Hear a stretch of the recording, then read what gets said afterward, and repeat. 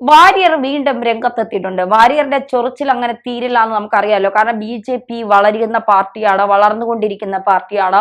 ഈ തമ്മിൽ തല്ലും ഗ്രൂപ്പിസവും ഒക്കെ കഴിഞ്ഞു. സുരേന്ദ്രൻ ഇറങ്ങിപ്പോയി. സുരേന്ദ്രൻ ഉള്ളപ്പോഴാണല്ലോ ഈ ഗ്രൂപ്പിസവും തമ്മിത്തല്ലും ചേരിതിരിവും പടലപ്പിണക്കങ്ങളും ഒക്കെ. അപ്പൊ അതൊക്കെ മാറി രാജീവ് ചന്ദ്രശേഖർ എത്തി. രാജീവ് ചന്ദ്രശേഖർ എത്തിയപ്പോൾ മുതൽ എങ്ങനെ BJPയിലേക്ക് തിരിച്ചു വരാം, എങ്ങനെ BJPയിലേക്ക് തിരിച്ചു വരാം എന്നാണ് സന്ദീപ് വാര്യർ ഇങ്ങനെ ഓരോ സെക്കൻഡും ആലോചിച്ചുകൊണ്ടിരിക്കുന്നത്.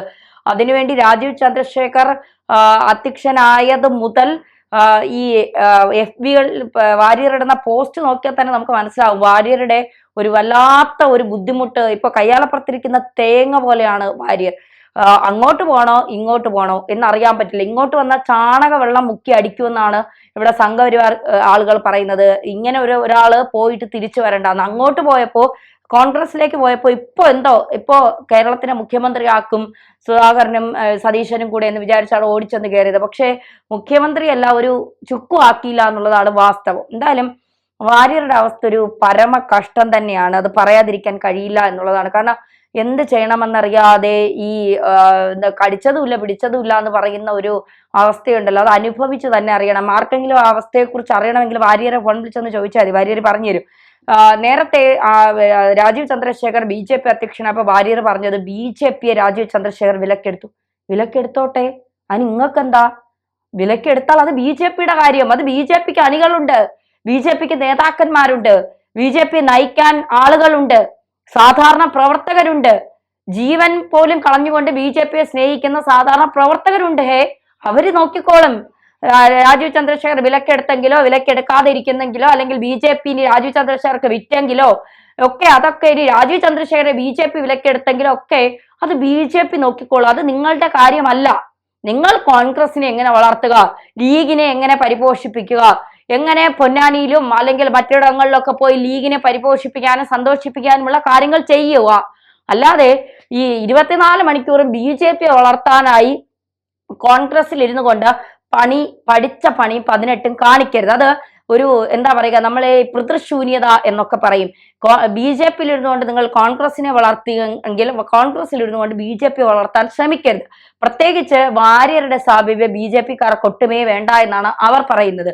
നിങ്ങളുടെ വാക്കുകൾ, നിങ്ങൾ പറയുന്നത് ഒരു എന്താ പറയുക, ഒരു പരിഹാസ രൂപേണ പോലും BJPക്കാർ അംഗീകരിക്കുന്നില്ല എന്നുള്ളതാണ് മറ്റൊരു കാര്യം. ഇന്നലെ അഖിൽ മാരാർ പറയുന്നത് കേട്ടു, നിങ്ങളെ കോൺഗ്രസ് ആക്കിയത് അഖിൽ മാരാറാണെന്ന്. കാരണം അദ്ദേഹത്തിന് താത്വികമായ അവലോകനം എന്ന് പറയുന്ന ഒരു സിനിമ നിങ്ങളാണ് അതിന്റെ പൂജാകർമ്മങ്ങൾ അല്ലെങ്കിൽ അത് ചെയ്യാൻ പോയത് സന്ദീപ് വാര്യറാണ്. അതിന്റെ ഉദ്ഘാടനം സന്ദീപ് വാര്യറാണ് നടത്തിയത്. അതിൽ BJP സുരേന്ദ്രനെ അധിക്ഷേപിക്കുന്ന ചില രംഗങ്ങളുണ്ട്. അത് തനിക്ക് അറിയില്ല. ഇപ്പൊ പൃഥ്വിരാജ് പറയുന്നത് പോലെയാണ്, അല്ല ലാലേട്ടൻ പറയുന്നത് പോലെയാണ്, പൃഥ്വിരാജ് ചെയ്തതൊന്നും ഞാൻ അറിഞ്ഞിട്ടില്ല മോനെ ദിനേശ എന്ന് പറയുന്നത് പോലെ ഇതൊക്കെ ഞാൻ അറിഞ്ഞിട്ടില്ല, പിന്നീടാണ് ഞാനത് അറിഞ്ഞത്. അന്ന് മുതൽ സുരേന്ദ്രൻ എന്നോട് തുടങ്ങിയ കട്ടക്കലിപ്പാണ്, അതാണ് എന്നെ കോൺഗ്രസിലേക്ക് എത്തിച്ചത്. അപ്പൊ അഖിൽ മാരാർ പറയുന്നു സന്ദീപ് വാര്യരെ കോൺഗ്രസിൽ എത്തിച്ചത് മാരാറാണ്. ഇനി ആരെ എത്തിച്ചാലും BJPക്കാർ വളരെ സന്തോഷത്തിലാണ്. കാരണം ഇങ്ങനെ ഒരെണ്ണം അകത്തിരുന്നാലും പ്രശ്നമാണ് എന്ന് അവർക്ക് മനസ്സിലായി.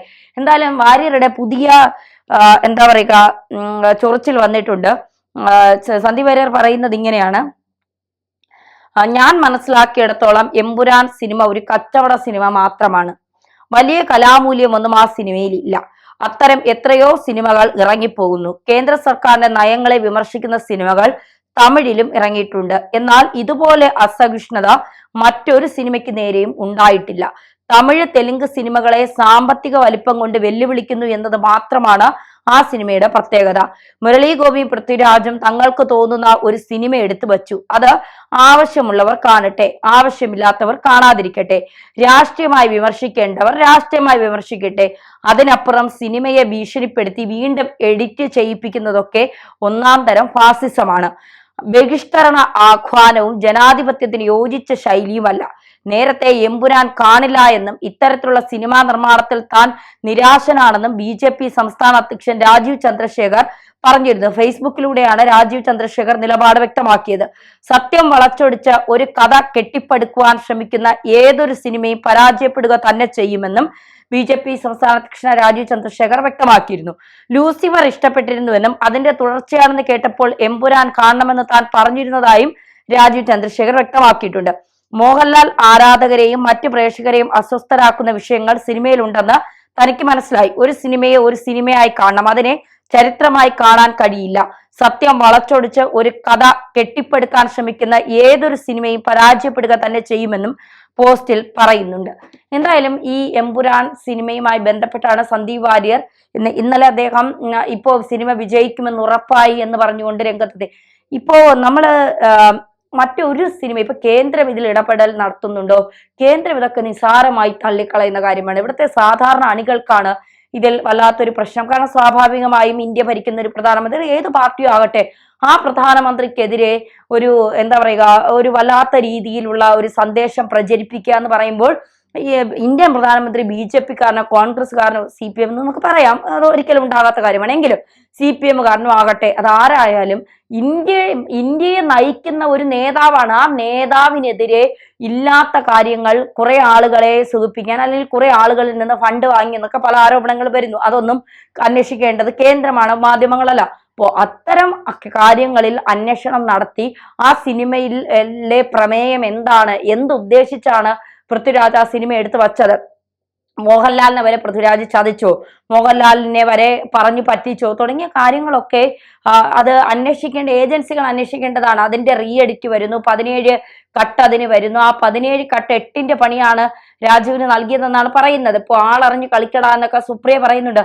ആളറിഞ്ഞു കളിച്ചതിന്റെ ഫലമാണ് ഈ 17 കട്ട് ഇപ്പൊ ചെയ്യേണ്ടി വരുന്നത് എന്ന് എന്താ പറയുക, BBC-യിൽ പണി ചെയ്ത BBC എന്ന് പറയുന്നത് നമുക്കറിയാം ഏറ്റവും കൂടുതൽ മോദി വിരുദ്ധത പ്രചരിപ്പിക്കുന്ന ഒരു ചാനലാണ് BBC എന്ന് പറയുന്നത്. ആ BBC വരെ ഇപ്പോ പിന്നെ ആ BBC-യിൽ പണി ചെയ്ത ആളാണ് സുപ്രിയ മേനോൻ എന്ന് പറയുന്നത്. അപ്പോ സുപ്രിയ പറയുന്ന ആളറിഞ്ഞു കളിക്കടന്ന്, ആളറിഞ്ഞ് കേരളത്തിലെ ജനങ്ങൾ കളിച്ചതിന്റെ ഫലമാണ് മാഡം 17 കട്ട് ആ സിനിമയ്ക്ക് ഇപ്പോ റീകട്ട് ചെയ്യാൻ പോകുന്നത്.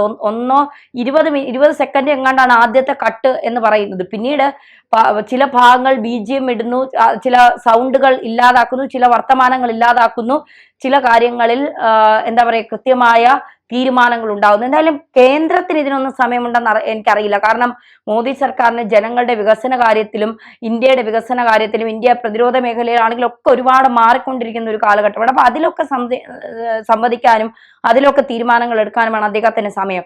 പൃഥ്വിരാജ് എടുത്ത സിനിമയുടെ പുറകെ പോകാനോ അല്ലെങ്കിൽ ഇത്തരം എന്താ നമുക്ക് വിമർശിക്കാൻ പോലും യോഗ്യതയില്ലാത്ത കാര്യങ്ങളെക്കുറിച്ച് അല്ലെങ്കിൽ വിമർശിക്കാൻ പോലും അർഹതയില്ലാത്ത കാര്യങ്ങളെക്കുറിച്ച് സംസാരിക്കാനോ ഒന്നും അദ്ദേഹത്തിന് ഇന്ത്യൻ പ്രധാനമന്ത്രിക്കോ ആഭ്യന്തരമന്ത്രിക്കോ ഇന്ത്യൻ സർക്കാരിനോ ഒന്നും സമയമില്ല എന്നുള്ളതാണ്.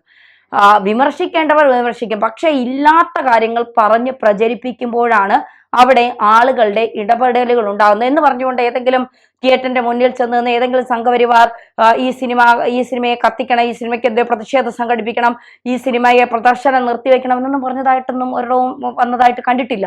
എന്തായാലും ഇതിന്റെ പ്രമേയം അത് ചർച്ച ചെയ്യപ്പെടുക തന്നെ വേണം. എന്തുകൊണ്ട് പൃഥ്വി ഇത് ചെയ്തു?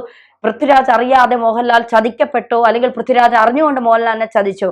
ഇതൊക്കെ പുറത്തു വരേണ്ടതാണ്. വാര്യരുടെ ഈ ചൊറിച്ചിൽ ഇതുകൊണ്ടൊന്നും അവസാനിക്കില്ല. അതിന് BJP-യിലേക്ക് തിരിച്ചു വന്നാലേ അവസാനിക്കൂ. എന്തായാലും സംഘപരിവാർ ഗ്രൂപ്പുകളിലൊന്നും ഇനി കോൺഗ്രസിന്റെ വക്താവായ സന്ദീപിനെ അടുപ്പിക്കാൻ പോകുന്നില്ല എന്നുള്ളത് മറ്റൊരു യാഥാർത്ഥ്യം.